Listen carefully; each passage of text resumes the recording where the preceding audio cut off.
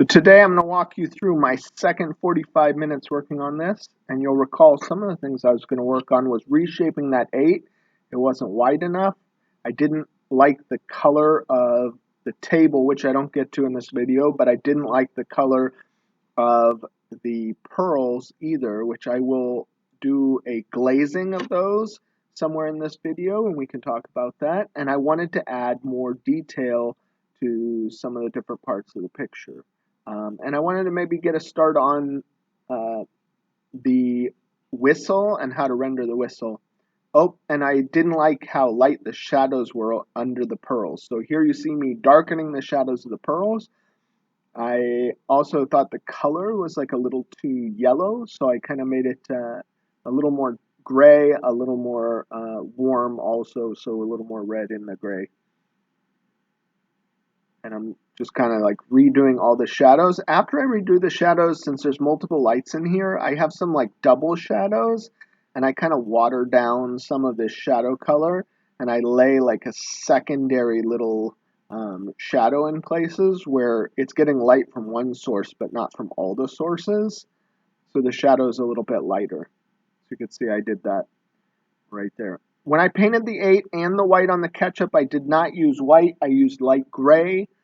When I look at my photograph, I can see the highlights on the ketchup are pure white, and it shows the difference between the two, and it can really help me understand the difference. Here I am laying some detail in on the box. Remember, there are those flowers in the middle with the label over them.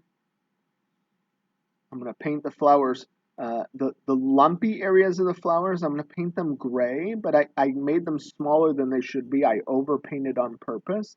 And when I go in here with the petals, I'm going to push them out so that some of the background color shows around the petals.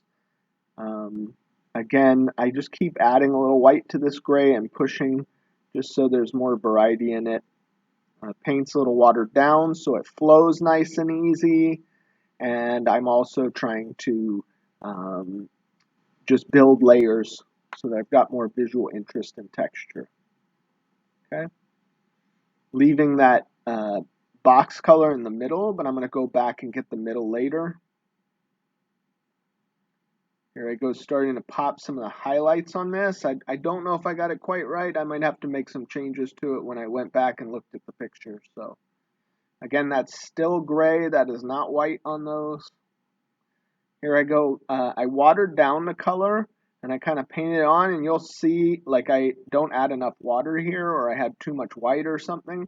You can actually see sometimes it really takes over, and I used water to keep it wet and spread it out a little more so I could still see through them. Some of it got outside the edge, so I kind of wiped it with my hand, you see there. Looking carefully. But I'm going to flip this to do the detail so my arm's not dragging through wettish paint, but also I'm just focusing on shapes and colors, so it doesn't really matter what I'm looking at or what orientation, because I'm ignoring the fact that these are real objects and I'm just painting shapes and colors. So keep that in mind.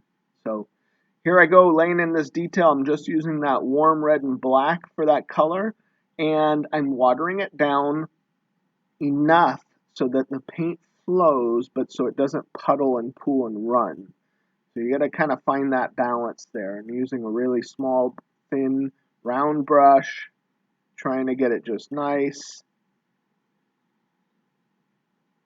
There's a lot of details in here.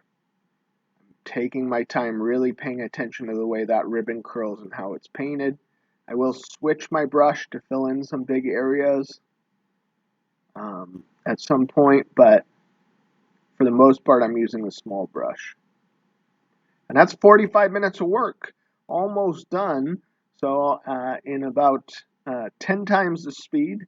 So I'd love you guys to put some work in. I got some of the lettering done. Notice I started in the middle and moved to the outside. So you guys work, and I'll see what you've got very soon.